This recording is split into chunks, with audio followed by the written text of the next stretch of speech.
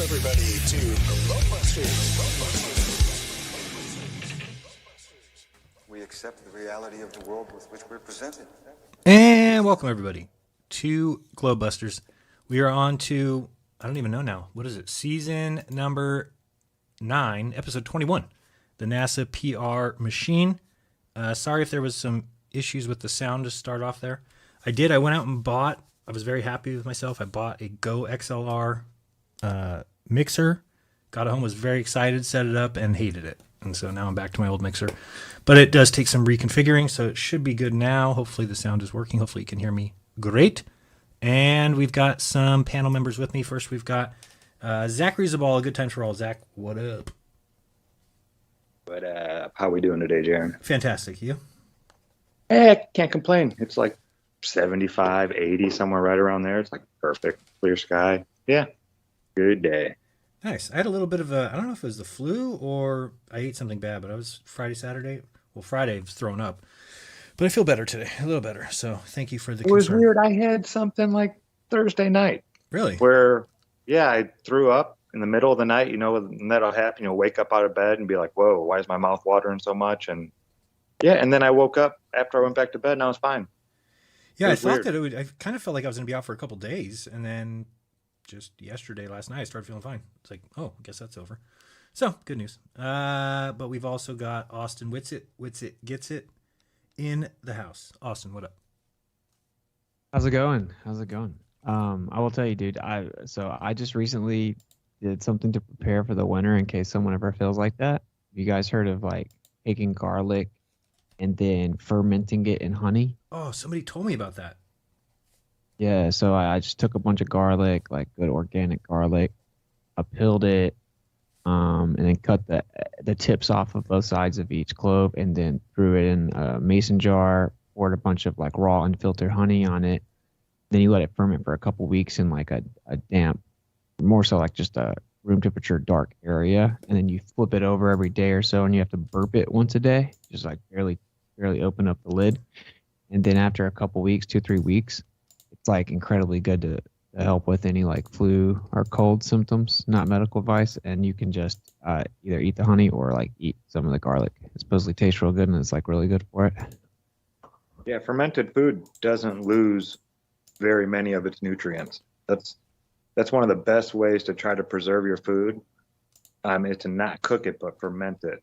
There's so many benefits to it. You just don't kill all of the good bacteria, you know, the plant or the meat by cooking it, because you're going to kill a lot of the good stuff in there when you do that. Yeah, I know. I knew. Freeze drying. What's it called? Freeze drying food. So like there's like something called the harvest saver, and you put food in there. Supposedly it retains like 98% of the nutrients, and it can last up to 25 years. You can like put a full cooked meal in it. You just add water. Wow, that's awesome. That's the zombie apocalypse glitch, bro.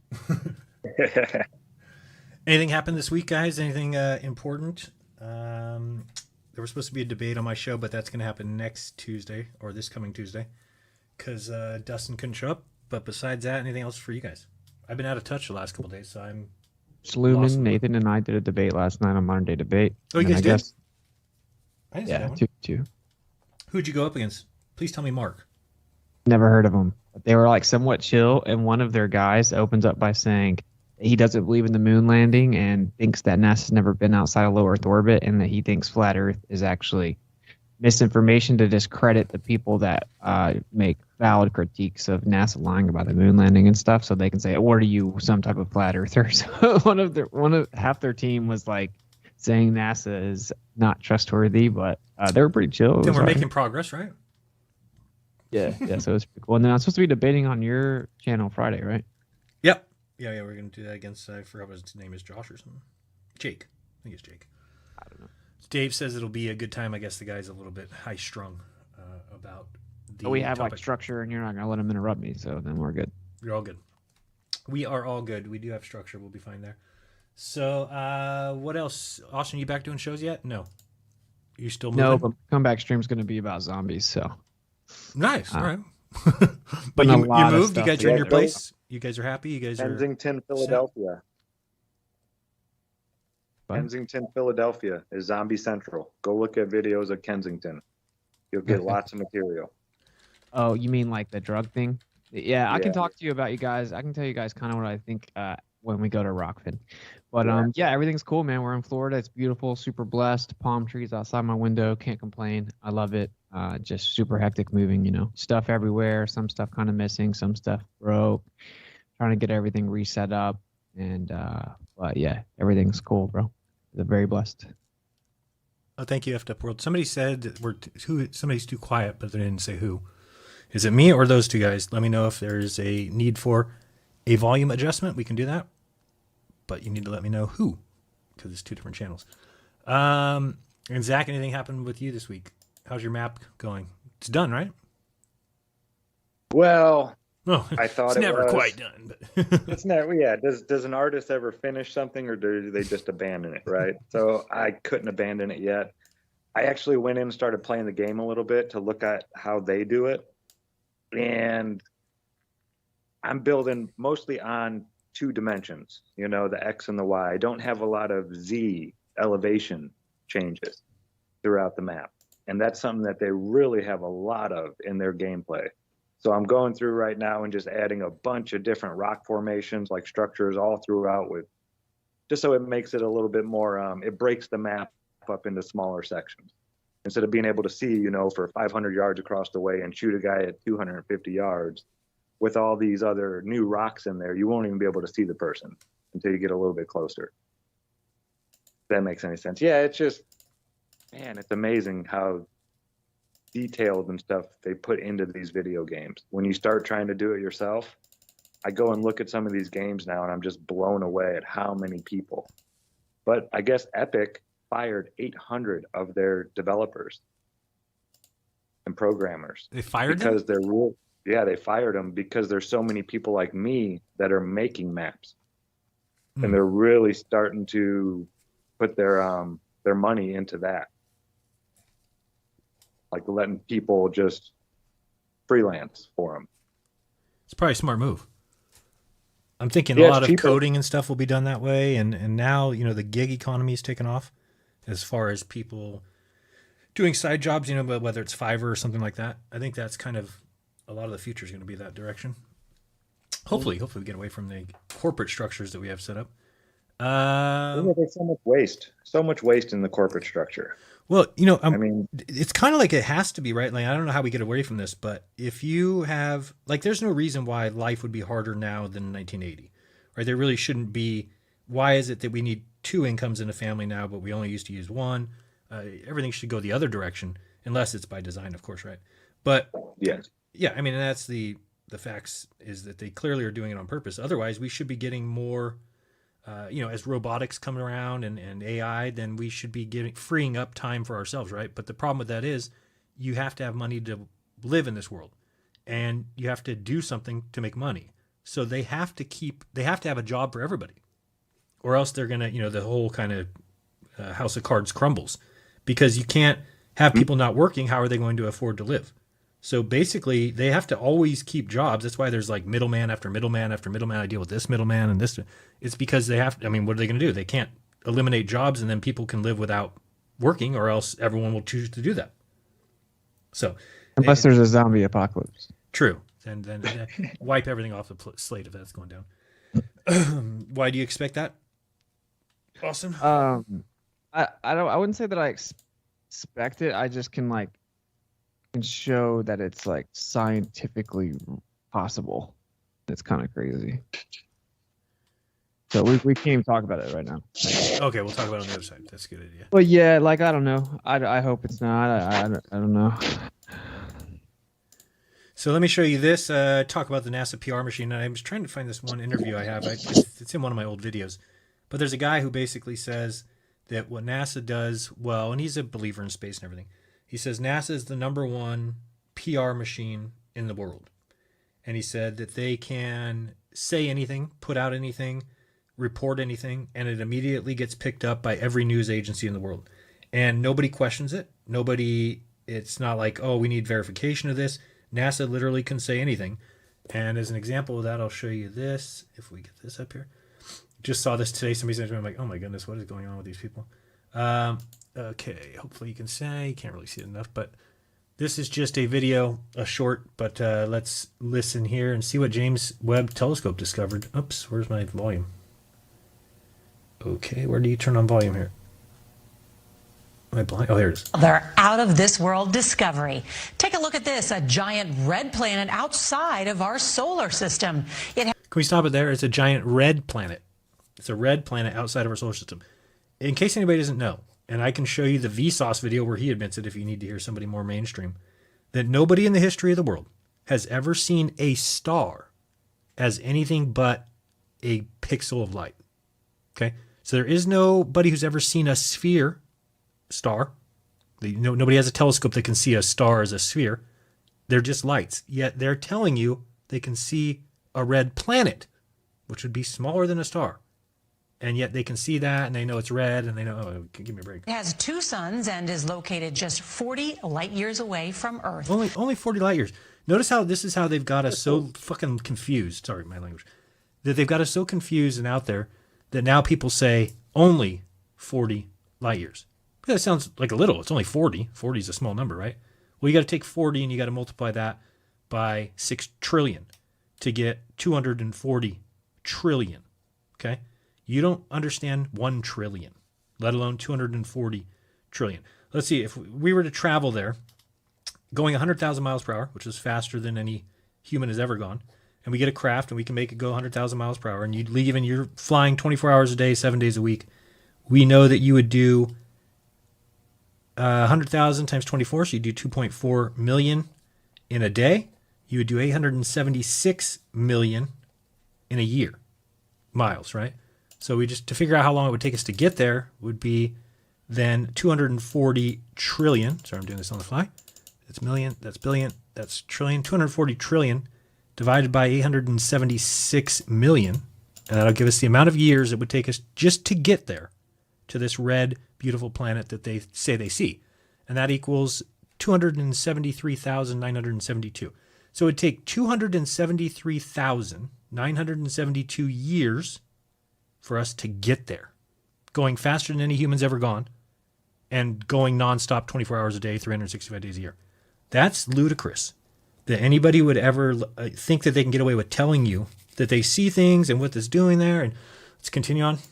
This illustration shows the swirling red clouds made up of a sand-like material. They definitely know that the sand-like material exists. I mean, let's think about it. I mean, it's not that far away that you wouldn't be able to tell there's sand there. NASA's James Webb Space. Why can't that be gases? How would they know? They would not. I'm looking at it. I'm embarrassed at myself for ever believing it. Like, I believed it all the way up till I was 35 or so, and that's crazy to me that I never even thought how do they know these things? How do they? The things that they talk about, the planets and these other suns, and it's a sand-like material that's glowing, and I mean they don't know any of that, and it's all just put out there from the NASA PR machine. And then look at this lady picks it up like it's a news story. It's like, and I bet it was harder for them to get away with this stuff before they said that they started landing on these things with satellites and all this stuff that they put up there in these probes. Yeah. And we actually sent a probe and it went around there. We have radio signals, blah, blah, blah, blah, blah. Now it's a lot harder to, because you have to call them liars. Yeah, I have to think people have to see it, right? I mean, people have to know, I would think. And I say that they're not lying, like professors and things like that. But I mean, are you telling me every single professor, science teacher believes in evolution? I doubt that. But so some of them do lie. Some of them do just teach what they're told and not really teach what they might believe. They might have different beliefs. They might believe in creation or something. I'm sure there's not all scientists are atheist evolution pushers, but some certainly are. Well, I've noticed that when a lot of these professors, they actually start to comprehend what they're teaching, they start questioning it. Mm-hmm. That guy from Yale, he was a biology professor. I think it was like the late 90s or something like that, early 2000s. And I heard him talking to another head of another department. He, I don't know why they recorded their conversations or whatnot, but they said they were having this, maybe he was telling the story about it. It was like, how do they say evolution happened again? And this is a biologist, that's the head of the department teaching at Yale. And he became a creationist once he finally started asking them some questions instead of just regurgitating things and thinking about it. So yeah, I mean, people have time to change. I don't think 99.99999% of those people are lying. They're not Neil deGrasse Tyson. I don't even know if Neil deGrasse Tyson is lying. I know. I'm somebody who thinks, well, I do believe he's kind of a sun worshiper like most of those guys. But as far as like lying, like he knows the earth is flat. No, he's too stupid. Like that's what I think it is. Yeah, you can see him just, I mean, he never knows any of the numbers. He keeps like saying things that are kind of flat earth related or, so I don't know. For me, I don't think that he knows. I don't think Brian Cox knows. I think these guys are just, and to me, it makes sense. People are more useful if they're real believers, right? Exactly. Because you have a liability on your hands if you have somebody who's lying, because they could all of a sudden have a change of heart.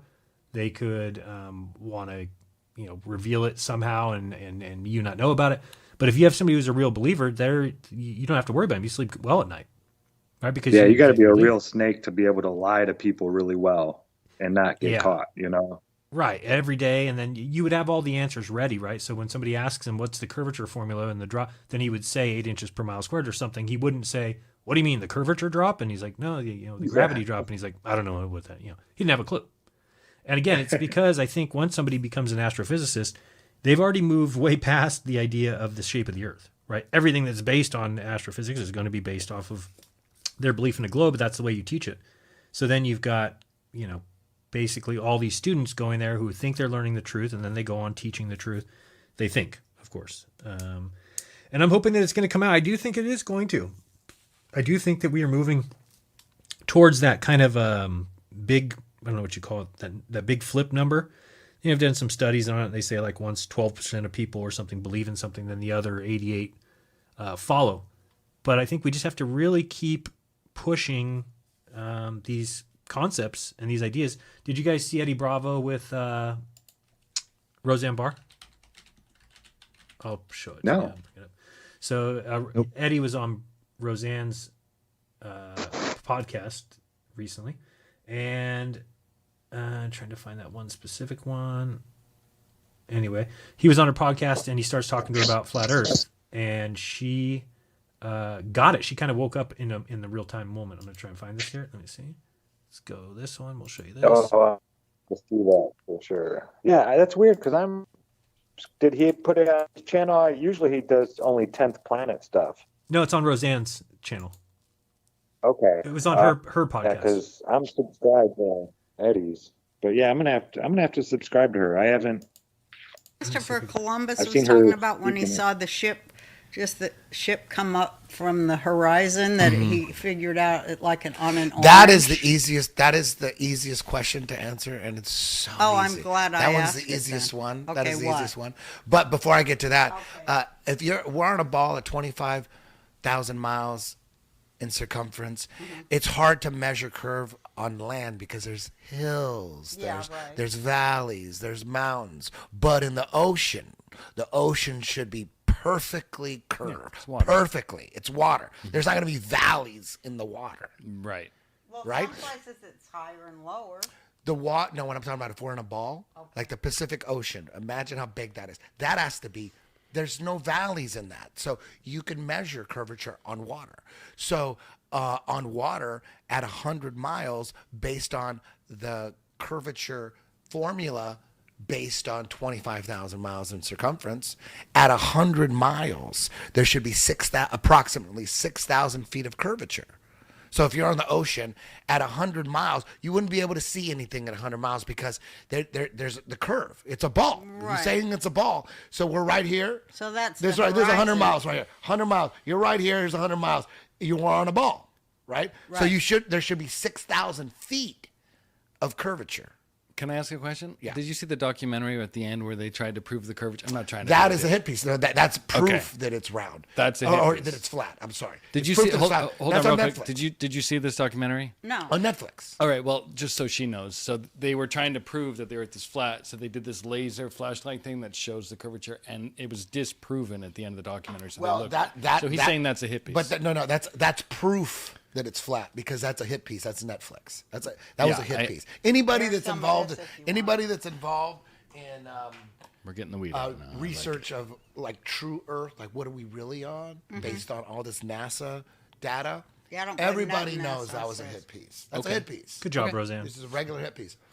They're going out of their way they're putting labels on if you punch in a certain flat Earth video on YouTube, you spell it out. They're not going to send you to that. They're going to send you to the first 30 videos that they produced. That's they true. produced No to shit. debunk it. Yeah, they that's produced. right. Why are they why they're scared Well, they of hell. do control they control every aspect of information that gets to the people, don't they? Yeah. I mean, they do. But they focus on the ones that Anyway, we won't have to watch the whole thing, but there was part of it. I thought it was towards the beginning here where she kind of has this come-to moment where he's talking about extra lands, and she gets it. She like, oh, I'm with you now. I get it. I don't know if it was before this or after. Let me just check back before a little bit and see. thing they said. They Got to get Dave pretty on. much describe the Matrix. Do you know what I mean? That's how it works. And it doesn't matter. But explain who he is. He's a great writer. He wrote a book. I researched Jewish history. No, Don't talk about that bar here. is what they changed. No, Like we're talking about, you were two different people and you Oh, didn't know. yeah. So anyway, that's a good watch. And I think Dave Weiss put out a TikTok. Maybe that's where I saw it. Let me go see if I can find that. Just showing that part because it's kind of inspiring to see somebody wake up in real time, kind of like we saw with Owen Benjamin. Let me see if we can get Dave's TikTok up here. But I've always liked Roseanne. She's just, whoops. Sorry. Stop it. Thank you. I don't know about you guys, but she's all, wow. Jeez, what a terrible sight. TikTok. Yeah, she's big enough to where she can be herself now. She doesn't have to toe any line, you know? Right. I mean, didn't they already try to cancel her or whatever? They canceled her show. All right, here's But yeah, didn't like Hollywood blackball her or oh, I'm I sure. thought something happened to her. She got canceled for saying something about somebody looking like a monkey or something. Go to Google and you go flat Earth. Okay, They're but gonna take you to They're flat because controlled they don't want you to Why know. do they not want us to know what's the big threat that we would know it's flat? What does that? Because that's the threaten? truth. They don't want us to know the truth. They want us on a ball. Don't go anywhere. You're just gonna go in a circle. You're gonna go stay where you're at. Don't Well, go anywhere. where we would would we go? explore. We would explore. We would find that there's a lot of hidden lands. Under the ice? No, on the Past- other like in beyond. Game of Oh, on Thrones. the We're other like side we're of like the ice. if we're like a lake. There's a bunch of I lakes. get it. Yeah, he's There's a saying- bunch I of land. totally get you. Okay. They're hiding land. They're not telling us about everything. Eddie, did they? They got us. They got us in the center. They got us locked in the center in this lake. We're not a ball spinning through space. They think we're. Do you think you're spinning 1,000,000 miles an hour? No, because my hair ain't even moving. Exactly. They're telling us we're spinning 4 different ways at speeds you can't see. Go to Google and you go flat Earth. Okay, They're but gonna. why? They're gonna I just take want to you- watch her face. Because roll they out. don't want you to know. Why do they not want us to know what's the big threat that we would know it's flat? What does that? Because that's the threaten? truth. They don't want us to know the truth. They want us on a ball. Don't go anywhere. You're just gonna go in a circle. You're gonna go stay where you're at. Don't Well, go anywhere. where we would. would We would we explore. go? We would explore. We would find that there's a lot of hidden lands. Under the ice? No, on the other. Watch her like, face right here. Game of Oh, on Thrones. the We're other like a. side We're of like the ice. if we're like a lake. There's a bunch of I lakes. get it. Yeah, he's There's a saying- bunch I of land. totally get you. Okay. They're hiding land. They're not telling us about everything. Eddie, did they? They got us. They got us in Oh. the center. They got us locked in the center in this lake. See, we can get to some people, and all it takes is like one tweet from somebody huge, right? And then this whole thing could turn upside down, inside out, whatever you want to call it. But I think that we have to be ready for that because I think it will happen quickly, right? It's not going to be something that we're in the slow process now. So the next step, I think, is going to be kind of eye-opening and quick, and we better be ready for it.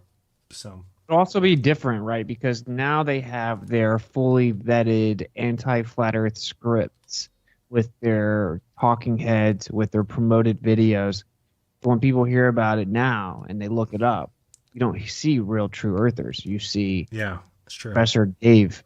And so every time I talk to someone, like the person that came last night in the debate, he clearly has just watched McToon, FTFE, and Professor Dave. Right. He thinks he is ready to go to war and that he can just dunk on any flat earther, right?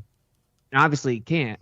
He would just get sliced up with each point, but that's what's going to happen, right? It's like if it spills over, which is inevitable, then immediately everyone's going to turn and then hit that wall of propaganda, that safety net.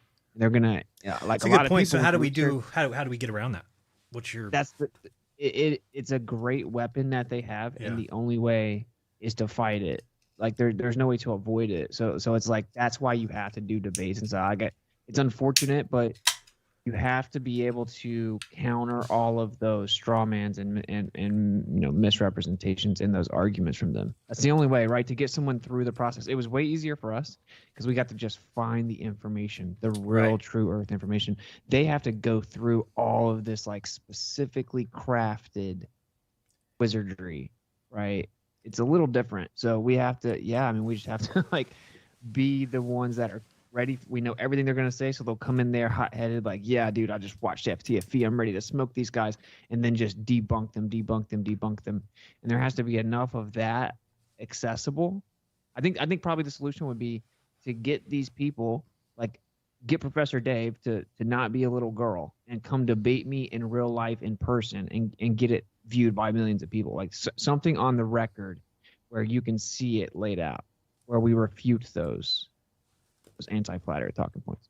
I think that's really the only way. The other way is they have to really persevere through it like they do right now to try to find the Weeds out the weak, right? Because we've seen the weak come in and they can't handle it, and they think that everything that any Glober says is true. And then for us, when we know, especially if you've been here as long as we have, well, they're not going to tomorrow come up with something that proves the globe Earth. They would have already done that. So to me, it's like trying to show that to people, or trying to, that's why my debates now, I want to have people make claims and back them up with evidence, because I think we're going to find out that the globe has a hard time doing that. And when they try, it's usually something that's easily dismissed. And this is why you get all those articles, the 10 reasons, you can prove to yourself the Earth's round. And none of them they're all gone now. They're all garbage. Yet they keep putting them out there. I mean, they say that if you stand up taller and see further, that means you're on a globe. That's embarrassing. It's embarrassing. If you asked an MC Tune or you asked a FTFE, can we see further on a flat Earth if we're taller? They would tell you no. So, I mean, that's embarrassing. And I think we have to keep pointing that out. That's why, and also my debates, I have that section for questions. It's meant for kind of putting somebody on blast, forcing them to ask or answer one of your questions, right? Because I think we can set people up that way. Something as simple as... Well, that's the thing. Go ahead. Oh, I was just going to say, that's why we are the people that have been at this for a while and have been, really digging in and learning the physics. They never had to do that. Right. They hear Rayleigh's criterion and things like that, and they think they know what it means, but they don't. They just sit there and say, oh, well, that doesn't do that. And then, there's examples of this. They've never had to actually, they don't care to know the truth. Right. They're not, it's weird. That's the hard part, really right? Is that and I almost think that that's by design, that people who love the system, who love the way things are set up, they're not going to ever go against the government, right? So it's just a matter of like, they're not even going to, they don't care to learn. They don't want to know the truth. And especially if it's this truth, because I'm a firm believer that most staunch atheists are former religious people. And I think that R and Raw, these guys that like do all these, they grew up religious. Red's Rhetoric grew up religious. So all these people that are, atheists now that go against the flat earth, I think a lot of it has to do with and it almost happened to me, right? When I kind of saw some lies and I was like, my wife and I, let's get out of this. Let's, we'll build our own beliefs. And I got away from religion. Science is there with their arms open. They're waiting for you. They're like, we only talk about truth. We only believe truth. And you're like, oh, I've been looking for this. And you go over there and you hug them and then, for me, luckily, I wasn't happy being a lazy person that was like, okay, I'm just going to believe in science and not have facts and figures and things to back it up. Instead, I wanted to be able to debate Christians. And so I said, okay, I got to learn everything I can about this science stuff and evolution. And that's when I realized it's just garbage. It's such a religion because you go looking for somebody who knows what they're talking about. Like, for instance, you would think Richard Dawkins, one of the foremost atheists out there, would understand or be able to explain evolution. And he just can't. I've looked for it. And it's like, it's really sad how bad it is. I could probably show that one video I have of him. Evolution is so dumb, it makes my head hurt, bro. It's so dumb. I think when I was sitting here, I was rethinking my answer. My answer, actually, I think, is to do what Eddie's doing here. Yeah. It's to completely avoid these like redundant, low IQ, bad faith, dishonest scripts where they want to try to get you mad, get you upset, interrupt you, misrepresent you, just repeat these these dishonest scripts. Like the formula doesn't work because it's a parabola. That's a tactic. Right. It's all tactics. And to just rise above all that and just go have like super dope, thought-provoking conversations on different podcasts, like curate our content, make it like better, have TV shows, have movies, have funny skits, have comedians, have music, and just get all over the place. Yeah. Where they can sit over there in the corner and cry about it, but they can do nothing about it, right? I think honestly what they want is for us to go over there and to get in this like scattered gun 4-hour debate where someone leaves and they're like, dude, that was awful. As opposed to sitting back watching this combo, you're like, it takes someone through the journey of waking up, right? Without some like handler there to walk them back. Right. And the debates are like stressful. I mean, that's why I tried to change it up a little bit for myself because I don't like watching them. I feel like people get stuck on one subject and it's like, okay, move past that now. Because at some point you just realize, okay, you two are not going to agree on this. Yet they'll just keep going back and forth. No, none of this. No, none of that. None of this. None of that. It's like, oh my goodness, just move on because we've heard both your sides. And that's really what I want to hear in a debate, right? What I'm watching a debate for is not to pick a winner. It's more, I want to see claims and evidence on both sides. And then I get to choose for myself which one better fits reality. And in every case, there's no Glober who's ever been in any debate that I watch. And this is why people get upset. And like, I can't believe you let Brenda on your channel and talk about, you're giving her a platform. I'm like, look, if you guys are afraid of Brenda speaking on my channel, that you think Brenda is going to convince somebody to go back to the globe, then you're retarded. Okay, you are way too worried. It's nothing but ammunition every time. Yeah, I think so too. And that's why I'm baffled that people are, oh, I can't believe you let FTFE on your channel. I'm like, dude, when those guys talk, it's so obvious that they are just believing what they're told, number one. And number two, they'll make up anything to back up their belief that they're told. And to me, I like to expose that. I like to show it. Now, if I'm mistaken and a bunch of people who watch that are like, oh, I think FTFE sounded smart there, and then that's on them. I can't worry about like, oh, I've got to only put people on my channel that are going to, say exactly what people want to hear so that, no, I'm not afraid of these guys. I'm not afraid of Globers. There's no Glober who's ever said anything that's made me go, oh, really? I didn't, oh man, I gave people that chance. They never came around. They never showed up. Where's science? Where's anybody? This is why that guy Mindshock thinks it's a psyop, because he cannot believe that the best that the globe has to throw at us is MC Toon, who he thinks is mentally disabled, and FTFE. And he's like, no, there would be better globe representation if this wasn't a psyop. If it was a real debate, there would be somebody from science stepping forward to shut it down. And I've said this a million times. Why don't they do that? Why wouldn't they have a 9 o'clock on Fox special with Neil deGrasse Tyson where he shows and proves that the earth is curved? Because their reasoning is, oh, we don't want to give Flat Earth a platform, which is only what you would say if Flat Earth was true. If Flat Earth is false, then you debunk it. That's not giving it a platform. If you debunk something, you're not giving it a platform, you're debunking it. He should be able to get on TV and debunk it to the point where people that are actual flat earthers start falling off that train. I've never seen anything like that. All you get is Neil deGrasse Tyson saying things that completely match what we've been saying forever, right? Which is you can't see the curve from a plane, even though every Glober will tell you they do. They can see it from their roof. They can see it from a mountain, whatever. But it's, I just think that the more that these things are exposed, this is why we have such a high retention rate. is because nobody is saying anything that would make you go back to the ball. Unless you're ranting, in which case, of course, one photograph that you didn't even take outweighs your 10,000 photographs that you told us all were flat earth proofs. So, but he's the only one really that, I can think of off the top of my head. Other people, how do you get away from it? I don't think you can. You got to just make dope content. Like I'm trying to set up my stream room, and I'm going to start going on the street. I'm trying to get like some 4K dope edited shorts and TikToks and just dope conversations with people. Have people come be on a podcast, go do different podcasts, and just try to go viral with the information. That's the way that you win. The way that we lose is me talking to Fight the Tight Shirt for 4 hours. Right. That's how I lose. Think about how much I could do in 4 hours. Right. Yeah. I mean, I think that sometimes those things are good, though, because, again, I've never heard one of those guys sound good in a debate. I mean, that guy, Mark, what's his last name? Reed. Ether vortex. yeah. It has its pros or whatever, right? But all I'm saying is, if there's someone like B.O.B., right? He made Elements mixtape, arguably the greatest rap mixtape ever. Really good. And you got all these people talking all kinds of crazy stuff about him for that mixtape. But guess what happened? Millions of people heard the mixtape, heard the information, went and researched it, and woke up to a lot of stuff, right?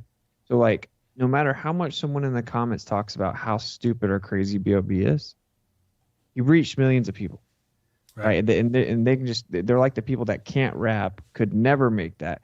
He played every instrument on that mixtape. He's incredibly talented. Every song is awesome. Yeah, and he's playing the instruments, he's playing the drums, playing the guitar, and so it's why would this non-talented person that's just angry have any say? I look at it kind of like that. The difference is, and they did this to B.O.B. too, they censored him, but the difference is they prop all those people up. So it's if you looked up B.O.B., you would get, it's getting nothing but B.O.B. haters. Of course. So it gives them more of a spotlight than they even should get, but I consider them fans, like haters that are low-key fans, and they're just, desperate for attention kind of thing. I think that think about this combo right here. She's probably super chill. She's talking to Eddie. He's being super chill. They're kind of funny, telling jokes. They're getting into some of the details, and it's good faith. Yeah. I feel if someone watches it, I used to think that someone watching the debate's going to wake them up. And I think that people can learn the specifics. I think the debates are the follow-up. It's when you want to learn more about the specifics, we'll go watch a good moderated debate so you can kind of hear more of the detailed scientific specifics and the technical details. But to really wake someone up, it's an honest conversation so that whoever's new to it, they can put themselves in their shoes. Yeah. Then their brain goes through the whole process of waking up with the person that's having the convo. Does that make sense? Yeah, no, I love that idea too, because I think that anytime I've ever heard a one-on-one conversation, I get so much out of it. Which is, kind of same thing with these debates, as long as they're moderated correctly, and it's not, you don't get stuck on a point for 45 minutes. But other than that, yeah, I think those conversations, like you said, it's an honest conversation to where you somebody sees the honesty behind your, it's not I'm making a video because I want to get clicks, or it's you're honestly talking with somebody and saying why you believe what you do, which is all I want from anybody, right? And the sad thing is when I ask these Globers, is I know why they believe what they do, and it's because they believe in science, right? It's the religion of science that means that's why they believe in everything that science tells them, no matter what it is. They don't even look into it. It's like, Brenda going off on, the fact that, we know all these distances to the stars and we know exactly, and I'm like, you've never in your life, in fact, probably nobody listening to this show right now has ever seen anybody measure a distance to a star, ever. Yet, the people who believe it will all proclaim it to be. I mean, it's really sad when you think about what humans do. They argue and yell at each other and say how right they are based on what they were told, not based on experience, not based on evidence that they have or tests that they've done. They will literally call you an idiot because you don't believe what you were told and they do. That's borderline psychopathic. How are you able to yell at somebody? And I've been really watching myself on this because basically there's a girl that's been messaging me on Telegram and she wants to go to Antarctica. She says, we just need to go south. She thinks that people are allowed to leave there. And I'm like, every time I try to combat what she was saying, I realized I'm just feeding information that's been given to me and that I have no clue about. We're like, well, you can't get there. They're going to be protecting the 60 degrees. She's like, how do you know that? I'm like, okay, you're right. And we're going to get there and we're going to need food. Well, how do you know how far it is? How do you know you're taking? And I'm like, man, she's right. I mean, I take everything that they give me about Antarctica and I call it true. And I would argue with somebody. If somebody said, oh, you can go to Antarctica. I say, you cannot go to Antarctica. There's a thing at this, you know. But again, wouldn't you put out those deceptions if you didn't want people to go to Antarctica? Like, look, it's been 9 years that we've been doing this. Nobody has gone. In 9 years with a bunch of people who believe in the flat earth, and nobody's gone to the South Pole. Nobody's gone to Antarctica. So they clearly have done a brilliant job at keeping us afraid. Right? That fear is the best weapon. And it's like, well, we're all like, well, it's too cold there. Where would we get our food? And I'm not saying it's smart to just go there, but I'm saying that I'm just finding myself having to really watch things that I'll argue with somebody about if I don't really know. And I think we all do it. If you really think about it, the next time you're going to get in an argument with somebody, start thinking about why you're arguing about that point.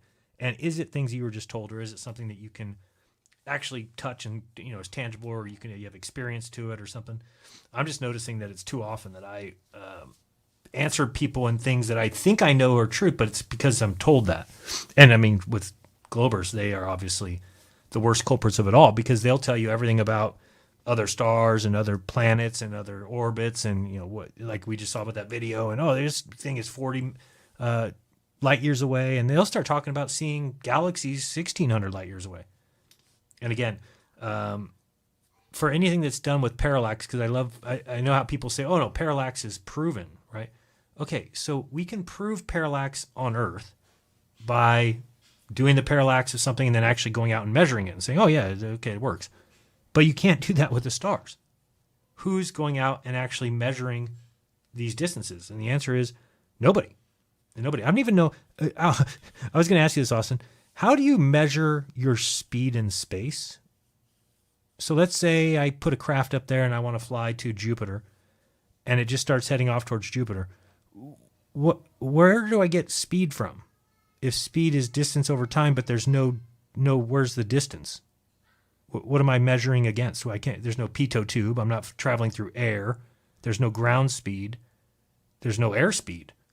So how do you even measure distances or speed? I mean, I don't know. To me, it just seems like, I don't know how you would even do that. You just tell people. I would, honestly, that's a good question. Like when it comes to deep space, I don't know. Like they would claim that they use radio waves, I'm sure, but like, what are you going to send the radio waves to and from? So like, I guess if you're like near the Earth, you could, in theory, right? Use radio waves. Yeah, and then calculate the time or something, I guess. Yeah, the duration of the signal back and forth, and then the displacement of where the signal was received and blah, blah, blah. But like, if you're all the way out into space, like, I mean, I don't know. I don't know how far they claim to send radio waves. Obviously, they claim to send these signals super far. So I guess that would be billions of miles. Yeah, because I think they say they communicate with the Explorer 1 and Explorer 2. Yeah, the rover on Mars. I mean, I don't know.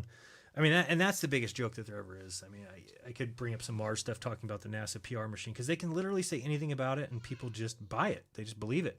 Even though the rover gets cleaned somehow every other couple of weeks, it's like gets wiped off. It's like brand new. Then it starts getting dusty again. I don't know. I can't believe that we've allowed this PR machine to do what they've done, which is basically convince the world of something. Because here's the thing too, like, why would you ever tell people that flat earth is the dumbest belief in the world? Like, why would you really tell people that? It doesn't make a lot of sense. If you're just a globe and that's it, and people used to believe, then you just leave it at that. You don't need to like make it a point to constantly, now we call people flat earth. What are you, some sort of flat earther? Like, there's a reason behind that. And I believe it's because they have to demonize it. They cannot have people look into it. And, we're causing people to at least look into it. But then, like you said, they've got everything blocked on YouTube. You can't search flat earth on YouTube anymore. It's impossible. Check this, dude. So this is what I learned, right? So like I go on Discord a lot, right? And so you could be in Discord and a bunch of true earthers just talking about all kinds of stuff earth related, right? How the globe's a complete deception. Talk for hours, bro. If a new person comes in and they're genuinely curious and they're asking questions in good faith, and the truthers are like explaining them, walking them through like, Flat Earth 101 and really breaking it down. And it starts to make sense to them. And they're like, oh, I get that. Okay, that makes sense. That's when they come out of the woodworks. They could have been in the room for 4 hours not saying anything. As soon as a good, faith, honest conversation takes place with someone new to the subject, like freaking demons, they just like swarm and they can't. It makes them mad. Oh, the globe So, people. like, yeah, that's how they are. Like that's why I think that's the best move. They're like, that's why they always say, "What's it scared to debate? What's it scared to debate?" FCFE and McToon. It's like, oh, that's funny that I've debated them both like many times. Right. So no, you're just trying to get me to re-engage because you get angry when you see us go out there and talk to other people that are honest, and then you don't get to shove your tactics all over everyone. Yeah. So that's the whole Like thing. they hate David Weiss. They hate David Weiss because he goes on these shows and is able to get his information out without a Glober right there yelling and screaming at how dumb he is. They hate that. Exactly. They want to be there to yell how dumb he is. It's like You get angry. You get angry. It's like in any like liar or like narcissist or whatever would be like that, right? Where it's like, say you're lying and manipulating someone. The last thing you want is for them to go get the true information you've been like twisting from a different source, right? Like you have to be in control of how they hear it and that's, I'm saying that to bring that up, how that's evidence that they know their position's vulnerable. And the same thing with how they have to gaslight and call you so crazy and stupid because they have to make it like something that you're scared to even look into socially. It's all like intimidation tactics because of vulnerability. If the Earth really was a globe, dude, you would never feel the need to interrupt every single Glober I debate. Every one of them incessantly interrupts me, bro. Like last night was one of the few exceptions. And why would you be so upset about something that's not going? I mean, if you're sure of the globe and this is the dumbest thing ever, then you wouldn't care. I mean, you really wouldn't care because you could just sit there super chill, right? Like Yeah. you could sit back and but it's because they know if you get to make your full point coherently, and like, that's why they never can let me finish my point because I build it all the way up and they know I'm about to swoop in with the conclusion that's going to tie it all together. So they have to cut it off before I get to say the conclusion so they can make sure it's not coherent. It's because they start feeling this nervous energy where they're like, dude, he's making such a good point. I can't let it happen. And that's why when we have these convos without them, they get like infuriated and they start calling us con men and all this other stuff, right? Because like they're trying so hard to make it seem like, well, we have to stay away from them because they'll tell the truth and we have to go deceive people. But no, that's just a tactic. The truth is that they want to be able to prevent us from making the true argument. And that's why they censor Flat Earth. And if Flat Earth was so stupid, you would never do that. You would never have to do straw mans of Flat Earth. You know, like we did that show, Why Would They Lie? Right. Like, why would people lie about Flat Earth if it's so stupid and easily debunked? You would just sit back and like, dude, this is what they say. Look, there's their videos. Who cares? But they have to make sure you don't see what we really say. Right, so I think that's a tell, right? I mean, that's a huge tell. Like, they got to show that picture of the eclipse with the flat disk in front of the moon, right? Even though there's not one flat earther that believes that, that's their evidence. It's not flat. And it's like, okay, but nobody believes that. So we don't build straw men about the globe because the globe is so insane that we're able to just tell you what they believe. Like what I just told you about how far that sun is and how it's impossible to know what that there's sand on it. And things. I'm not making a straw man. That's really their belief. I'm actually telling you their belief. Whereas they can never give you our belief. They have to pretend like they've never heard. If you guys watched the debate with Brian, Flat Earth Tests and McToon was actually pretending like he didn't understand how the sun sets. Like, that's insanity. He's like, so you're saying it touches the ground? No, I'm not saying. It's like they have to make it seem like you believe something insane. They can't have it be that, oh, you just believe that and it does work. Okay, well, no, they can't let you. They can't even give you that, and they can't even concede ever 1 point. Because they're intellectually fragile, bro. Their position is fragile and vulnerable, right? Like, I say that too. I point that out a lot, right? I'm like, can anyone in here still man the flat Earth sunset? Like, none of them can even articulate an answer, bro. Most of them will say, no, it's we can't still man it because all the flat earthers say something different. First of all, that's not true. Every flat earther says the sun moves away, it reaches a vanishing point, right? But even if that's not what still man means, still man means you represent the argument the best that you can come up with. They can't do it. They can't even say, like, because they have to always make it sound really stupid. Well, here's the other. Right? Yeah, you're That's right. why that's why they hate me, bro. Because I go out of my way to make sure you can never take what I say as just being really remedial. It's like I Right. have to. It's like a defense mechanism. True Earth. You know what I mean? It's like over technicality so that it can't be misconstrued as remedial. You know, I do it on purpose. I don't talk at a lower rudimentary level because of that, and that's why they like freaking hate me. And I don't think Because any of I'm them good luck. actually even understand our arguments or even think that there's a chance that we're right. Right. So that most of them, and I know it's not every of them, but most of them are like, they don't even listen to you. Like I really don't. That's why they can't steel man anything, because they're not listening to you. They've already made. It's what did a theory hypothesis say? That smart people never go looking for answers to questions they already have the answers to. Right. So Yeah. they don't listen. They're not. Whereas we're very inquisitive. I'm listening to each person because I want to get better at my knowledge. I want to get more succinct in my arguments. But they're not like that. They're listening for just how can I make fun of this person? How can I show that they're dumb? How can I repeat more of my globe rhetoric? And that's it. So they're not even listening to you. And I've noticed that even with like MC Toon and talking to him offline, and like he's not even hearing the words coming out of my mouth. I'll say something and then he'll be like onto the debunk of that, but it has nothing to do with even what I said. It's like, no, Exactly. listen, what are you talking about? Listen to me. Like, I'll show you an example of that. Is the other day I was asking him about this. I sent him a video that I saw from NASA. What is it? I gotta find it. It's they just had a de-docking. Is that what it's called? Undocking. De-docking. I'll make that word up. They just had an undocking of the Soyuz, and you know they have those broken pixels or whatever. I found this one instance where one of the broken pixels follows the craft, and I know nothing about it, but I sent it to MC2, and you just right away he's like talking about something completely. Oh, it's the it's the aperture. I don't remember what he even said, but I was like, no, you're not. That's nothing. I didn't say that.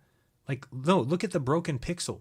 Then he came back with, well, I see the ISS. I'm like, no, you don't. The ISS isn't even in the video, dude. Like, he's not even listening to me. Like, forget it. Yeah, I'll just forget it altogether. Here we go. This is Bro, and like, dude, it's so crazy to think about. Like, this is a very interesting topic. Gio and I were talking about this. So it's like, there's two options, right? It's intentionally bad faith, and they're intentionally misconstruing what you're saying, pretending they don't get it so they can keep claiming you're saying something stupid and misrepresenting you. Or there's like an actual cognitive dissonance, psychological effect that takes place where they literally cannot hear. I think Like that's they it. hear but don't listen. And I think that's it too. I think that they're so sure that they're right. Right.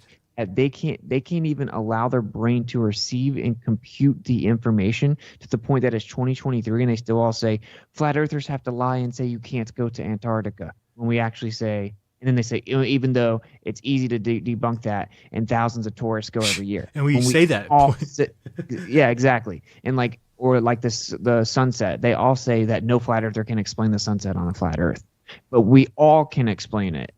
Right. So it's like, weird. It's 2023, and some of these people that have been in this comp for 7 years, they can't even still man the basics. No. And that goes to show you. Like I was talking to them the other day, I'm like they're like, well, why is there things in the distance that are blocked bottom up? I'm like, do you agree that the ground ramps up because of perspective? And they're like disagreeing back and forth. They're like, yes and no. I'm like, okay, we stand in a hallway. It looks like it ramps up, right?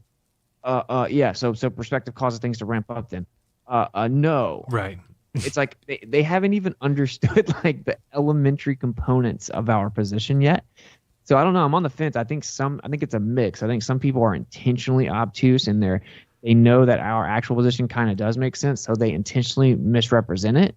Right. Or like this comfort food publicly, and then the other group of them actually have something going on psychologically where they like literally cannot hear us. The only time that they're in a receptive mode about flat earth information is when they're listening to other people claim to tell us what flat earthers say, which would be like McToon. When they're listening, that's when they take their flat earth arguments in, is when McToon says them. Right, which is of course straw man, and it's way out of line, and it makes it seem crazy. Right, which is why it's been 7 years and they still all repeat the same straw mans, and none of them can still man the actual true earth position because they've never even truly listened to it and heard it. Like they literally can't receive it. So I mean, it would make a lot of stuff make sense if that's the case with. Yeah. So this, I mean, we're watching here just is, to me, so much garbage that I can't even begin to tell you how fake this is. But people love it. And let me show you what I'm talking about here and see if you guys can even see it. You might not be able to see it. All right. Do you see broken pixels on the screen? Yeah. Okay. So you see these broken pixels. One's there, one's there. Right. They say these are broken pixels. But watch this broken pixel right here. You'll notice that it's moving. And it moves lockstep with the craft. In a second, they're going to pull the camera back, and you're going to see that this moving pixel here, see, it moves with it. Watch, there it goes. So I'm looking at this thinking, like, why does this look like this craft is on a stick now to me? Like, I feel like there's a line going through. Oops, sorry, I got to do it over here. That there's like a line going through here, and it almost looks like this thing is moving on a stick or something. I don't know. But A model, like a model strung up or something. yeah, like, because I mean, what is this that's moving with it perfectly? See, when it shakes, you see this thing moving? Well, it's Yep. not. It can't be a broken. There, it moves again. It can't be a broken pixel. Pixels wouldn't move. So what would be? You're taking a video in space. How would there be something, here it is now, that is connected to the craft? You know. So again, I mean, these are the kind of things where. What is that thing moving? Like that little spot moving around is the little blue spot. What is that? This here? It's the Soyuz. It's this thing. Is that the name of a satellite? Name of the craft that they supposedly, this one that they go, which is the craziest thing ever. You know, if you guys don't know how this works, the people sit in the middle pod, and when it comes through the atmosphere, it doesn't burn up, but this piece and this piece do. So, Dude, you know what we should totally play? I don't know. People have probably seen a lot. You've seen the Newsbenders thing that came out in 1968, the year before the moon landing? yeah, give me the link for it. I'll play that. I remember that. I haven't seen it in a while. Because this explains exactly, like, we were talking about how they're sitting inside of it. Yeah. And, like, there's never video. Where's the video of these people? Come on. He, like, makes fun of that. He's like, you'd think astronauts just sit there with their legs crossed. For like 3 days. ever, and like for like 3 days. It's like hilarious. And I mean, there's no GoPro footage of this stuff. There's never, you know, put a GoPro on your helmet and take it to space with you. But they'll never do those things. I mean, one of the bigger things that I still cannot believe doesn't happen is I've never seen any astronaut go to the window at night, which is, they've been in orbit for 22 years. Nobody can go to the window at night with a camera. But the reason why is because it comes down to the stars, and whether you see them or not, they can't do that because it just Yeah, and where the stars are and how they would look. I mean, Right. it gets really tricky. Yeah. it gets tricky. So they just eliminate it completely. Don't show any stars in the moon. Don't show any stars from Mars. I mean, like, why don't we have a camera pointing up and showing us what is Mars? North Star. How do their stars look when they go? I mean, they don't show you any of that at all. And then I know people were asking me, I saw a bunch of messages because I voiced my displeasure with somebody who called in on my Speaker's Corner show and he said he found a debunk or something for the globe. He explained it, and on my show, I actually kind of agreed with him. I was like, man, I never thought about that. Let me look into that further. So then a bunch of people were asking me, whatever happened with that? What did you do with that? And then I told the story, well, that guy told me to, to F off and then all these things. Because I found out that his theory didn't really work, and he wasn't happy with that at all. He said, no, we don't need people like you. Now I do believe you're a shill. So people have been asking me to explain what exactly his belief was. So I don't know if you have a flashlight or something on your desk or your phone right now, but if you take an item, let's say it's let me just get this over here. Play this. It's funny. Yeah, people get very defensive. They do, and it's like, okay, I get it. Wait, defensive. But when it's explained to you, if you still don't get it and you're just going to call me a shill, then it's like, okay, whatever. But people wanted to know what the debunk was because at the time I said I was seeing the same result, which what he told me was put something on your desk and then hold a light above it, right? So if I put something on my desk and I hold a light above it, there's really no shadow. Then he says, move it a little bit to the left. I moved it a little bit to the left, and he said, okay, now look at the shadow. Okay, I see it. Now he said, now pick the light up even further higher. Go up higher. I'm like, okay, so I lifted it up higher. And he said, did the shadow change? I'm like, yeah, it got a little bit. And he's like, okay, well, how does the moon have the exact same shadow as the sun? I was thinking about it, and I was like, oh, okay. And he's like, it can't because they're different distances. So how would they both have? So he's like, I was like, oh, he's like, it fits flat Earth perfectly because the moon and the sun are about the same distance, and that's why their shadows are the same. So I immediately called Dave Weiss, like, Dave, what do you think about this? And then Dave's like, I don't get it. He's like, well, if they have to be at the same degree, right? I'm like, yeah. And he's like, well, yeah, if an item is 45 degrees from me and the sun is also 45 degrees, then how could they have different shadows? And I'm like, huh. Like, wait, so I started playing with it. Yeah, And you would have to, that second time you pulled the sun up, I didn't move the angle. yeah, the angle would have to get bigger. Right. So that was my problem, is that he told me to lift it straight up. I did, and the shadow changed. But the difference is we're not doing that when you're talking about the moon being at a certain, let's say it's at 88 degrees. Okay, great. Then the sun being at 88 degrees means I can't just lift the light up a little higher. It has to also move further to the left, right? Because that angle is going to change and get wider and wider and wider the more out it gets. In which point, so I mean, that's basically it. Now he kept coming back to me and sending me this image. I'll show you. I'll give you an example of it because I don't have the image right now. But what he was saying, and this is why he called me a shill, is he's like, you keep doing your own design and you're not paying attention to what I'm saying. I'm like, no, I'm paying attention to what you're saying. But what he was doing is he would take, I'll show you, versus what I did, which was go to GeoGebra, at least to put it in and find out. And then as I'm doing the GeoGebra, it hits me like how stupid it is. Like, I'm like, wait a second, how, if they're on the same degree, then they can't be different. Like, you know, if you draw a line 45 degrees from the Earth on GeoGebra and you put a moon there and then a sun there, how would you expect different shadows? Now, there is a slightly different, but I'm talking about, you know, like less than inches of a difference because of the wideness of the sun. But even then, the moon is about the same wideness from our, angular diameter or angular size. So this is, I'm just going to draw a quick picture, just show you what he kept bringing to the table saying was his proof. And I was like, dude, you can't do that. So he was taking a image like this, move that up a little bit. And he kept saying, well, look, if we take this, whoops, that's not what I want to do. Let's go with this one. And let's go different color. Get off there. Okay. So he was saying if we take a thing like a stick, let's say this is the thing that we're going to be taking the shadow of, and then he would draw his two suns, or sun and moon, but he would draw it like this. He would basically say, here's the moon. Okay. And this is where he would literally put it. And then here's the sun. Oops, moon. Then we'll do a sun here. So he was showing like this and basically saying, look, you're being dumb. This shadow here is going to be, come on, not so big. There we go. So he's saying this shadow here is going to go to here, shadow, but this shadow here is going to go to here. So I'm like, dude, if this were realistic, then you're talking about a 6 foot tall person and there being a 12 foot tall moon. So that's double the distance. I said, you're way off in your scale. I said, if you draw it actually to scale, you'll realize that you're way off. If you have a sphere here, let's say the Earth is here. Come on. What is going on here? Well, we don't even need to say a sphere, but we just say, what is going on? This one. Okay. So if you have a Earth here, very small, there we go. And then you've got a, moon that's way over here. Now picture that this is a line from the Earth to the moon here going through it. Now picture that behind that, way, way, way far away is the sun. How could it cause a different shadow? It's the same line. So anyway, just pointing out to people because people have been asking me like, I don't understand. You didn't explain the debunk of it. So, well, the debunk is that if they're at the same angle.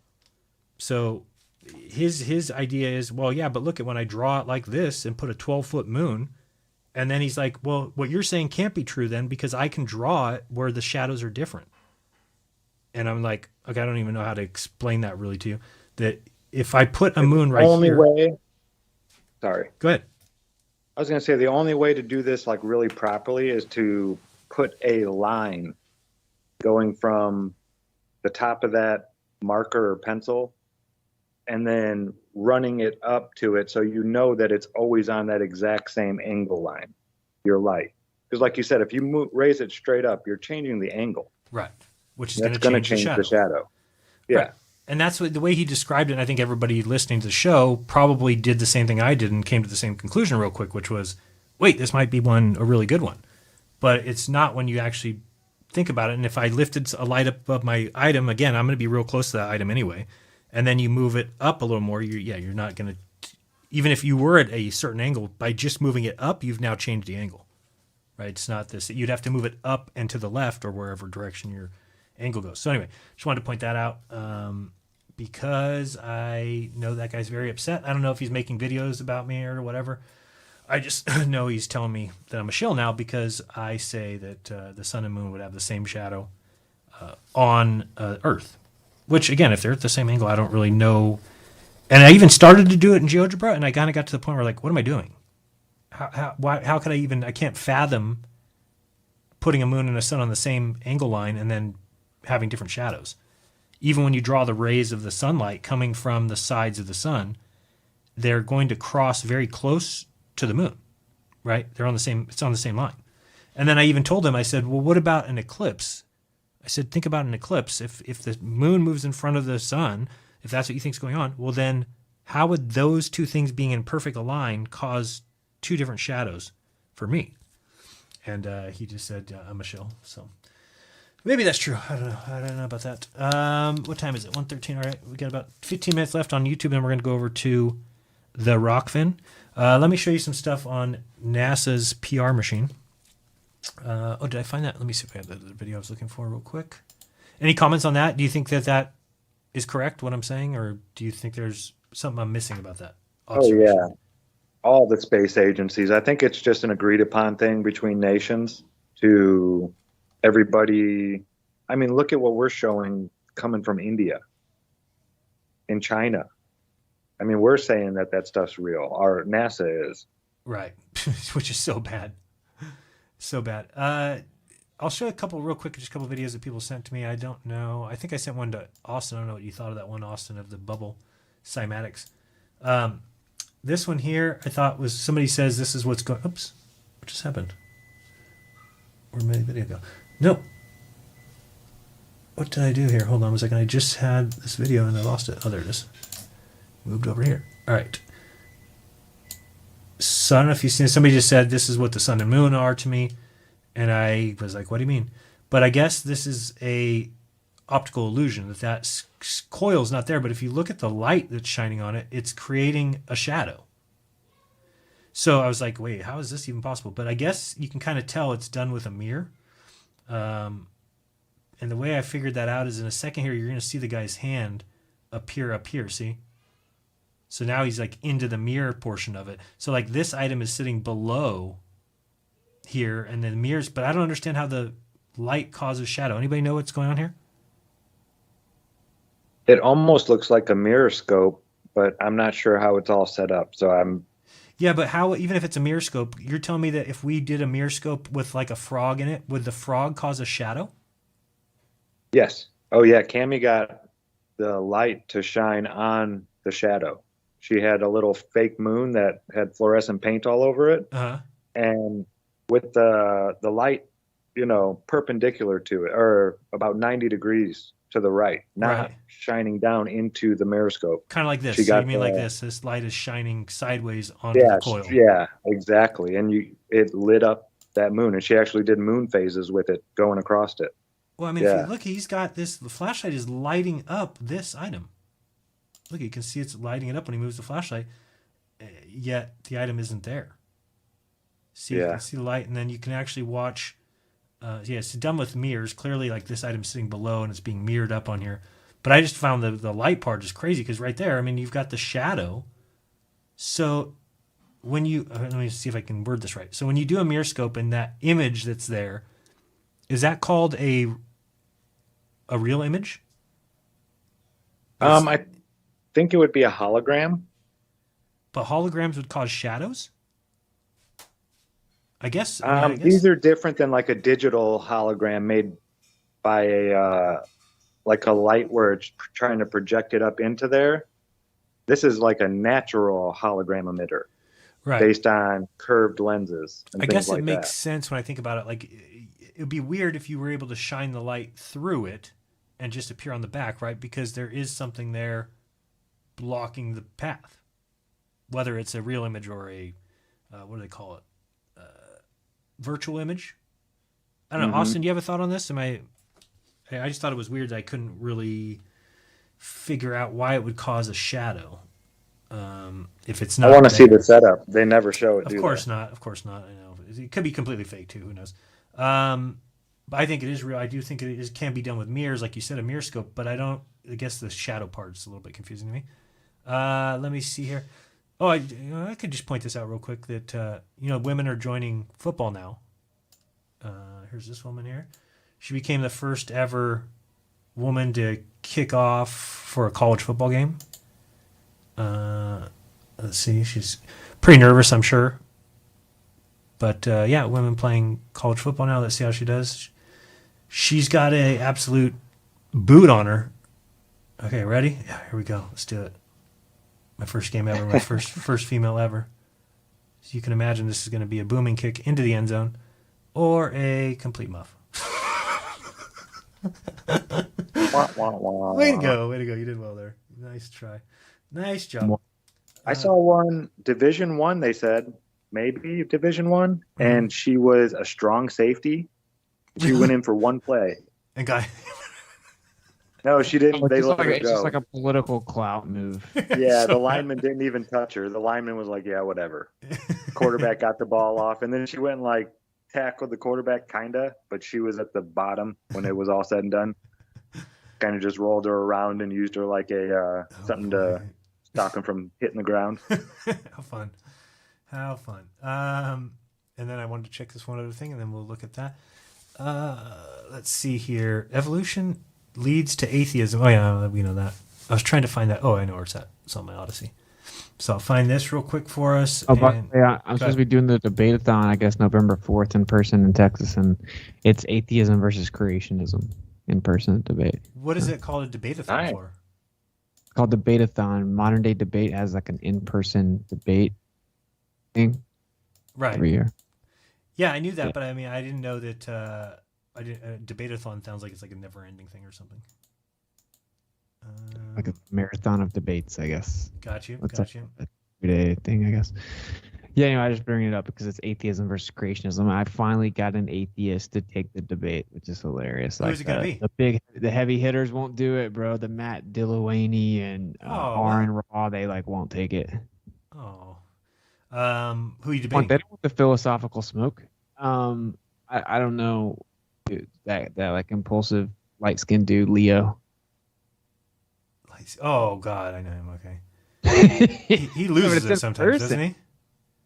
Do what? He loses it sometimes. He gets a little like pissed. Yeah, you remember you're the one that you caught him making that like crazy. Oh yeah, the noise. Forgot about that. That was funny. Let me see here. Oh, is this the one? God, I love watching my old videos. Sometimes I remember some things that are hilarious. I'm just see if this is the one where the guy lands and then asks NASA if he landed. It's oops, you can't see it. 1 second. That's not fake. So you can see the Instant landing gear. Only NASA's discovered that. info. No one else has quite figured that out yet. Is this And that's a glider, they say. Touchdown. It can't fly like a plane because it's a space They're a little plane. more pulling the They can only go drag 300 chute. miles from the Earth. Oh, there's one video where the guy says, Southwest can go farther than that. "Have we landed?" nose gear touchdown. They're like, "Yeah, you're down." It's like, "Okay, thanks." Atlantis now And rolling. we've landed. Yeah, have we landed? Yes, you have. Yeah, I think it's just so bad what's going on over at NASA.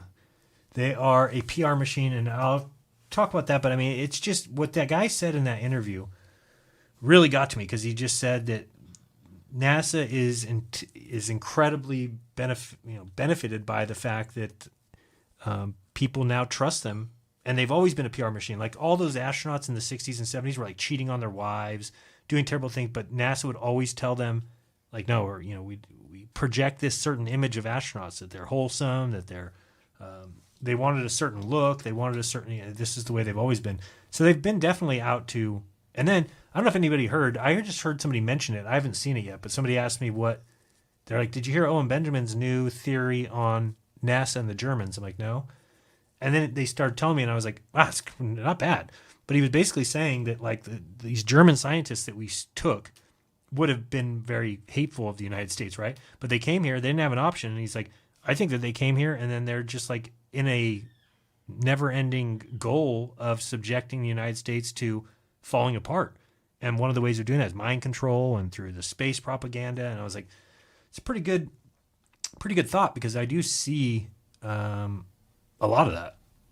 I do see a lot of. Oh man, FDF the Nazis came over here in the 40s. That's when you get the two big pharma companies, the two first big pharmaceutical companies. Right. The United States are both tied to the Nazis, and they were obsessed with gene therapy. That hasn't a new thing since 2020, and they were doing that and then using nanoparticles way back then. Way back then. And Okay, I thought you were saying it was a new thing. yeah, It's and not then a new introducing iron. And iron, the synthetic fortified iron, is super magnetic, and they use that to work with the gene therapy and the nanoparticles. And so they changed the medical textbooks, took out copper, said copper was toxic, and started pumping iron everywhere to basically experiment on the American people with their gene therapy techniques. And they didn't lose anything. They just came and ran the U.S. as like a dispensable experimentation, population, basically. So what does that mean? Do you think? Because I do see that. So does that mean like the whole idea of who won that war is wrong?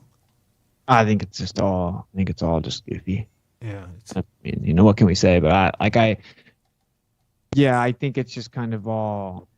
It's so convoluted. I mean, they do a brilliant job at that. Well, I think people, what they do is they find out that they lied about it, and then they go over there to where like German's good, or like, no, it was all a play. Right. It was, yeah. No, I hate when I hear that from people, because I do think that, people, like when people say, oh, World War II is a hoax or something, I'm like, okay, hold on. I mean, let's just be careful about what we're saying there, because there's people whose grandparents died. There's people who die in wars. I mean, that's not fake. Now, whether the war, just a script. Yeah, and every war, at least the United States. Oh, we'll talk about that on the other side. I don't want to say that here, but we'll talk about false flags over there. But we'll talk about zombies. And we'll talk about zombies. What else do we have? Anything you want to talk about there, Zack? You guys definitely want to go over to Rockfin to hear a little teaser of some of the stuff I found with the zombies. I do want to hear about the zombies. Needs to go to Rockfin, or you're not a real truther.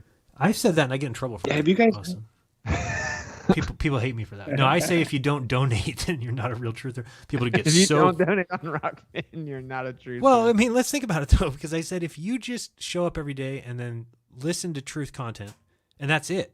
You don't tell anybody. You just, that's selfish, and you're not a truther. You just steal truth content. I mean, that's really. I'm like, the way I look at it is like, I believe in taxes because I do think there's some things that communities can put together. Like, I'd have no problem if we lived in small communities and we threw in a couple bucks for stop signs or for redo this street or whatever. I have no problem with that. The problem is when you have an American government that spends money in places you don't want it to go. Like, I don't want any money to go to NASA because I won't contribute to space travel until everybody on Earth is not dying of hunger, right? So, I mean, there's things like that I would say, no, you're not giving that money to that. You're not giving that money to that. But, and there's some things I do believe that we should pony up for. But, hold on, I lost my train of thought here as I'm trying to find this video. And now I can't find it again. Go ahead, keep going. Awesome, while I find this. Oh, well, basically you're saying, like, if you're not at least going to, like, put something in towards it, at the least sharing it, which is a form of support, then like, what are you even doing? But people go the next step and they're like, Jeran just get $10. He's a shill. Truth should be free. Truth should be free. They don't just leech. They like try to prevent anyone else from not being a leech. It's like weird. Or they'll get. I mean, yeah. There's like, they'll get mad if you try and put something out that like the debate. I mean, the summits. They're like, oh, these guys are just making money. It's like, oh boy, so you expect all these people to just come to our summits and do a presentation, prepare it, put it together, show up at a certain day at a certain time, present to you, and that should be what they do for free. I mean, that's what people really, I guess, think it must be about. When, again, I wish things were that way, and I used to be that person. I used to be somebody who says, yeah, truth should be free, and then I realized they're spending billions of dollars on lying to you. And that makes it very difficult to combat lies when, and again, this is another thing I always hear people say is like, oh, you can't, you're spitballing too much, or you're saying, it's like, listen, when you're lied to, I give people permission to spitball. Where else are they supposed to go? What are you saying? Because what they're basically saying is if we come up with a lie of the globe and it's a really clean looking lie and we've tidied up all our corners and things, until you come out with an equally viable option, then you're not even allowed to comment on the option that we've lied about. It's like, what? No, people who have been lied to are going to have a little bit more leeway. And I feel like we've been lied to. So I don't have a problem with somebody speculating on, oh, there might be this at the North Pole, or there might be this at the. I don't have a problem with that. That's you have permission to do that because you've been lied to. And so, yeah, we do need some people thinking differently. But some people won't even allow it. They won't allow it. They don't want people talking about things that they don't agree with, but that's just insane to me. It is insane. All right, I can't find what I was looking for anyway. I'll put it up if I do find it. It's Did just, you guys see any of these articles about black holes burping up stars that they had previously swallowed? No, That sounds so gay. do you want to share? I mean, if you just search black hole burps up star, there's like 20 articles going back from last year, 2022. Burps? And I had never heard anything about this until this week. Stars. But yeah, it's crazy how many of those articles are out there, and I had never seen one of them. I get a lot of the space lettuce. Oh, we this call makes it. a lot of sense. Black holes keep burning up stars they destroyed years earlier. Because you'd know that. Since we've never seen a black hole, you definitely know the things that have gone into it, and you definitely know when they come out that they were already in. Makes a lot of sense. Makes a lot of half of all star-killing black holes may experience the same. I mean, I just think they've confused people so much that people actually believe that they're seeing all this stuff. They've never even seen a black hole. They've never even seen one. Yet we know that it's burping out spaghettified star. Okay, I'm gonna just say this just for fun. Stop. Black hole did what? Have you ever witnessed something that seemed impossible to you at the time? And these guys just make so much money on these videos. Stop it. The world into our minds of huge celestial objects generating an insane amount of gravitational force that devours everything that it can get its grip on. These gravitational giants are famous for never letting even a bit of matter that falls into their clutches ever escape. If something falls beyond the event horizon of a black hole, it is lost to the universe forever. Or so we thought. I mean, just like to me, I get so embarrassed for these people. The guy who's doing this video, he doesn't know any of this, right? Like it's been handed to him. Here, say these things. He doesn't know anything about what he's talking about. He's never seen a black hole. He's never observed anything going into one. He's never observed anything coming out. But he's going to sit here and tell you on his YouTube video all about it.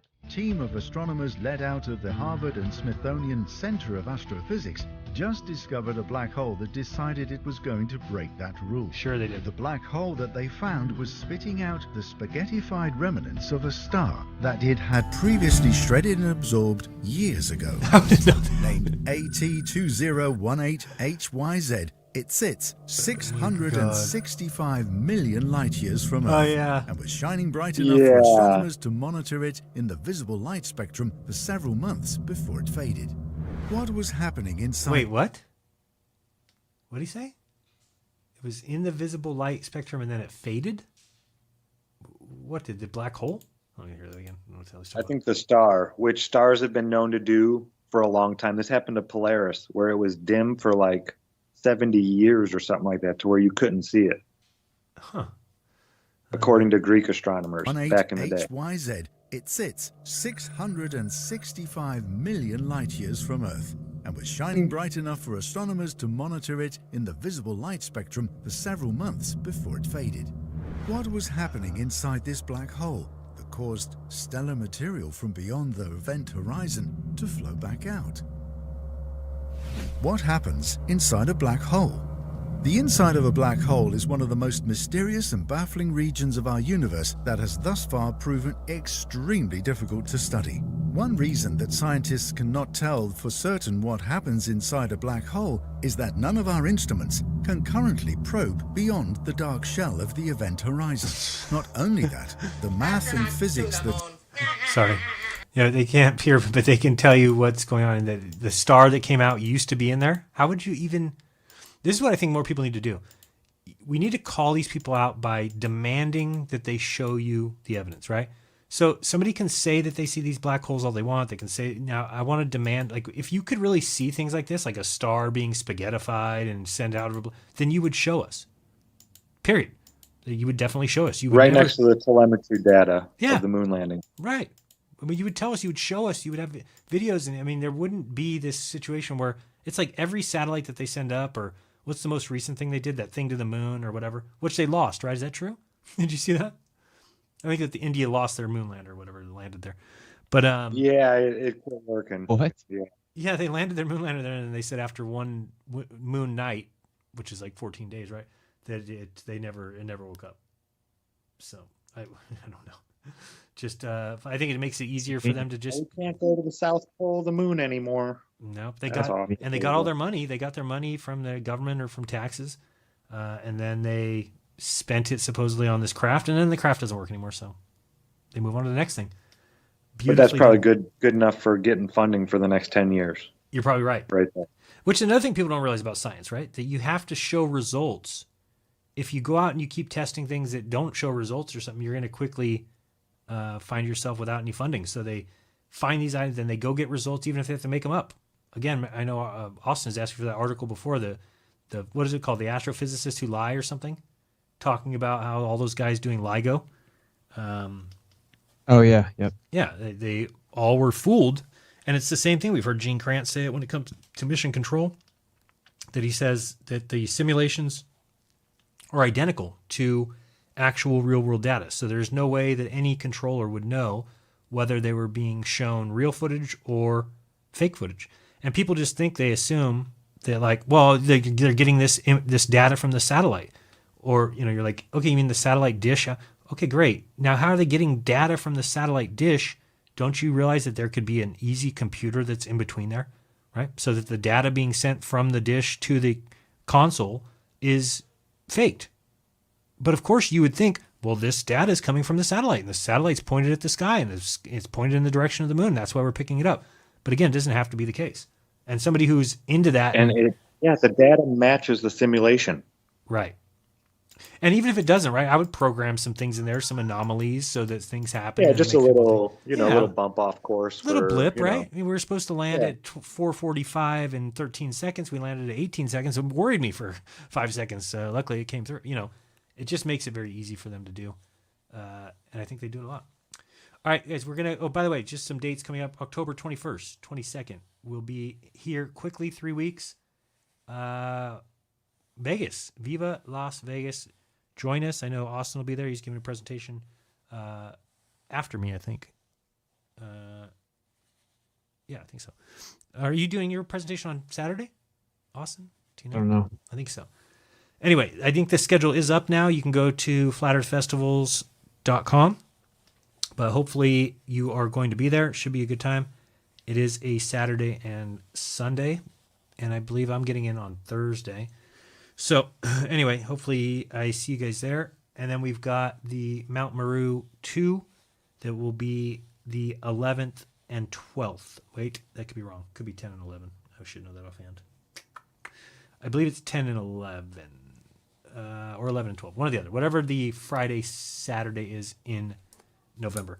But we'll be talking about that more in the coming weeks. Of course, we're going to try and get closer to Flattoberfest before we start pushing a new event. So if you guys are lifetime members or yearly, you're all set. If not, please join us. It's supporting those who come and speak. It's supporting the community, supporting Austin, supporting me. So it is great if you could help out with that. That'll be in November. Anything for you guys coming up that we need to tell the YouTube audience of? Like I said, Tuesday will be Dustin Nemos and Adam Green on debatism. And if you're interested in debating on that, just go to jeranism.com/debate. There's a layout. It kind of gives the layout there, and then there's a form you can fill out. Whether you have a debate partner, you're ready to go, whether you need one, or whether you want to debate somebody who's already said they will debate. Just reach out to me on Telegram is the best way to do that, t.me/jeranism, and tell me who you're debating or who you want to debate, and we will get it onto the schedule. You know what I think would be cool with the debate? To see a couple flat earthers, and you flip a coin at the beginning, and one of them has to defend the globe. Oh, wow. Okay. Best they can. Oh, dude, that's like someone recently wanted me to do a debate where they're supposed to stillman flat earth. I'm supposed to stillman the globe. I'm like, let's do it. Yeah, that sounds awesome. Better than you guys can. Yeah. Yeah, do that. I mean, yeah, that's how a lot of these collegiate debates go. It's like you get a topic, but then you get told which side you're defending when you get there. Yeah, it's a little weird. It's always been weird to me that they do that, but you're right. They in high school and stuff they do that, right? Like they'll Yeah, I give never you debate, but yeah, I've watched some college debates and stuff like that, and how they set it up and talk about it and all that kind of stuff. Yeah, it's interesting. Is that a good thing or a bad thing? I mean, I you guess have to really know the subject from both sides. True. So it really makes you, just learn more about it. Yeah, good point. I mean, I think that it does kind of not teach people to lie, but I don't want to argue for positions that aren't mine, but I do understand where a steel man is important, and I can steel man any of the globe arguments. I'm pretty sure. The idea is if you're like learning something, they do that in law school too, right? Like you don't know which one you're gonna be, and you got to either be the prosecutor or the defense. I want to say this, Professor. I just dropped the Telegram link to GLOBEBUSTERS in the chat. I haven't had a lot of time to work on it, but I just messed with it for a second. Oh yeah. It's t.me/GLOBEBUSTERS. So although Jeran wants to be a boomer about this, we're going to create topics in there. So the top one is general chat. So all people can go in there and they can talk, they can share information, kind of figure out what's going on with GLOBEBUSTERS, right? And all the GLOBEBUSTERS people will be in there. Zack decides to finally get it. And then what we're going to do. I sent you a message in Telegram, I think Monday, maybe Tuesday. Oh, nice. Yeah. Nice. Welcome to Telegram. Screenshots or it didn't happen. No, I'm just kidding. So we're going to the idea is that we can put the links to anything that we cover. We can throw them in there each show, right? And so okay, good. Yeah. I'll throw all the ones from last week in there and stuff. So t.me/GLOBEBUSTERS. I wanted to just throw that into the YouTube chat before we switched over. And then we are dropping the Rockfin chat in there now as well, or the Rockfin link. So. Man, I gotta go through just my old videos. I was trying to find this one Dawkins thing, but this part's hilarious. I was just looking at this. So, you can't see it very well. Why is that like that? Oops, I gotta go to browser. There we go. Oops. So just back a little bit, just to show you this. This graphic here, I'll let myself tell it because it's kind of funny that we're all told how great science is, and then this is on it's on the actual website. Where's the volume? Take that number, 8.7. Sounds right to me. I don't know. So that's a pretty big difference there. Home the Earth are now extinct. So you got to ask, design? Good design? Now, I know better than to take these clowns for their word, so I had to go check if it was 99.5% of all species are now extinct. I mean, come on. So first, I took a look, and at this site, I see if you add those numbers up, you get 1.7 million. Okay. Second site says 7.2 million. So that's a pretty big difference there, 5 million difference or so. So I said, let me check one more spot. I checked another spot, and I got 8.7 million, give or take a few million. So I was willing to take that number, 8.7. Sounds right to me. I don't know. So then I take a look at this article on the right, and it says, planet Earth may contain millions fewer species than previously thought, and as estimates are converging. I'm like, come on. They're off by millions. And these clowns want us to believe that 99.5% are extinct.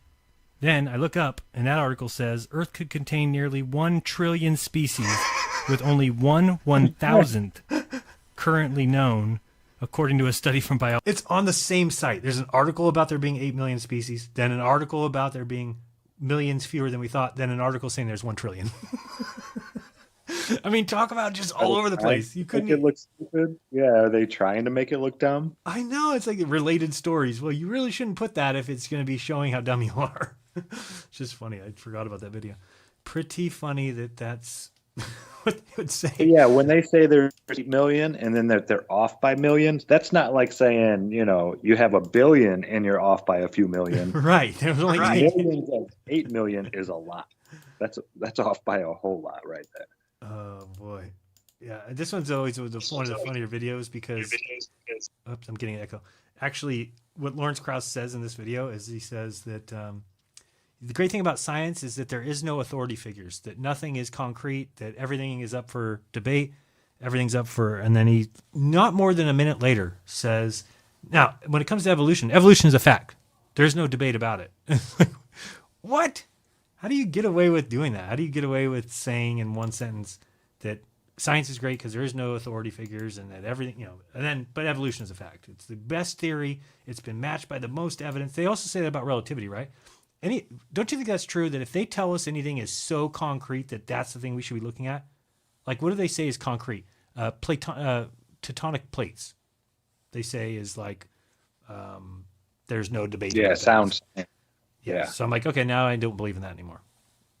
Hey, Jeran, how do you block someone from like a Telegram group? If you press block user, it says you want to block Brenda from messaging and calling you on Telegram. Is it just about me personally or the group? That'd be just you personally. But if you block her while in the group, then it'll clean her out from the group. Well, it's in the group and it's asking me that question. Wait, just click on her message and then hit delete. And it'll tell me what it says. Should say delete her. Ban user. Huh? Okay, I found a ban user. Yeah. That's what I'm gonna do. Yeah, sorry. If you want to get your Brenda fix, go somewhere else, Jeran. What? Dude, that's right. We just started bashing you, bro. All Jeran has is incredulity. I'm like, that's not what this is for, bro. Who said that? Brenda in the GLOBEBUSTERS Telegram immediately. She was already there. Yeah, immediately. These are the other thing that the Globers have is just these constant, like these little trigger words that they love to say, right? What do they say? Intellectually dishonest is one that they always say. And they'll always say personal incredulity. But it's like their entire disbelief in the globe, I mean, in the flat earth, is because of the same thing. They just don't get it. So it's like, that's what you're saying, is that I just don't get it? How could it? Is that what you would call personal incredulity, is that I don't get it? I mean, what is the... if you say that can't be true because I don't understand it, that would be an appeal to incredulity, yeah. If you say like that, like the one time that flat earthers do use this fallacy, and I don't think they should, they say, like how big the numbers are that they claim. Right. You should just say, well, extraordinary claims require extraordinary evidence. You have the burden of proof to substantiate that claim, right? Right. But you can't say that's just that there's no way that's true. That's just such a ridiculous number. Now you can say that, but it's not it's logically fallacious, right? Like in a debate, you can't say that can't be true because I don't understand it or can't understand how that could be the case. Even if you right? can't Just comprehend like, something, though, because the Earth can't be flat because I can't understand. There's no way that a lie that big could be pulled off. That would be an appeal to personal incredulity. But if somebody told me, Jeran, I know a guy who can jump up and do 30 flips, I'd be like, what? He can jump up and do 30 flips. Why is it not okay for me to say, no, that's impossible. There's no way that could be true. Like, yeah, you can say that. That's not. But yeah, you can say that's impossible. Isn't that personal incredulity? Why it's impossible? No. If you say that can't be true because I can't even conceive of that being possible, like that would technically be it can. If your argument is you're wrong, that isn't true because I don't understand it or I can't believe it. That's a fallacy. It would just be like I don't. You can challenge it. Like I don't believe that. You need to substantiate the claim, right? Right. Like, to stick to that rather than I got you because you're more using it as like a evidence. Like my evidence is that can't possibly be true because I don't believe in it, or I can't see it happening. Yeah, I got you. That's your refutation. Yeah. All right, we're ending over here at YouTube. We'll see you guys at Rockfin in 1 second. Till then, peace. All right, we are done there. Oh wait, do we have any super chats? No, it doesn't look like chats. No, I didn't see any. All right, ending that stream. Yes, and all right, now we're over here at Rockfin. Hello, everybody.